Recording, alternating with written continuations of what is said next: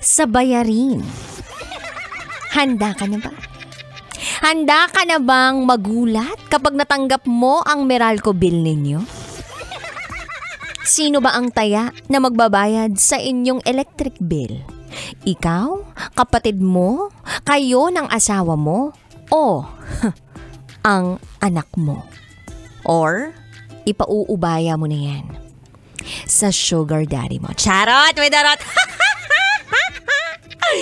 Kakaloka. Alam mo ba, kabisyo, nakasadong-kasado na ang taas singil sa kuryente ngayong month of May ayon sa Meralco. So magtataas po ng singil ng 46.21 centavos hanggang 11.4139 per kilowatt hour mula 10.9518 per kilowatt hour noong March. So nagangalhugulog.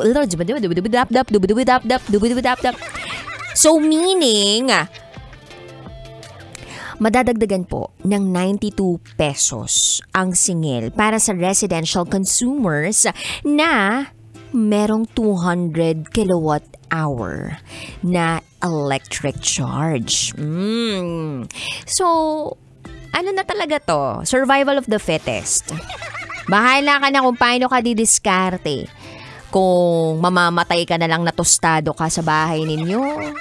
Kung mamamatay ka na lang na dilat yung mga mata mo na ang dami mo ng utang.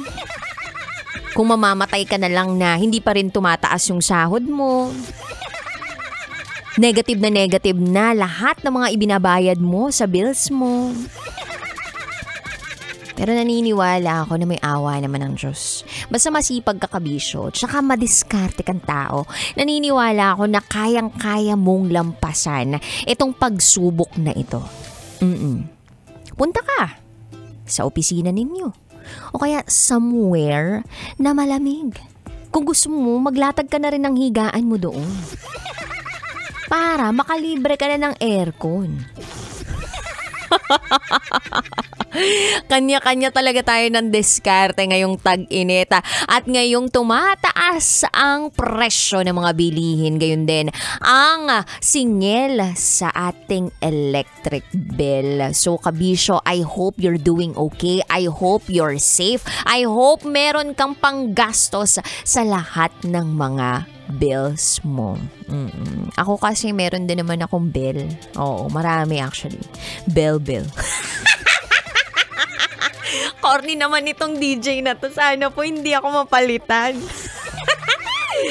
Ay nako. Anyway, 3 to 5 p.m. tayo magkakasama ngayong araw na ito. At siya kapiling ang babaeng naniniwalang hindi man ako palaging may pira. At linis palagi naman akong maganda. This is me, the one and the only DJ Rocky Terra.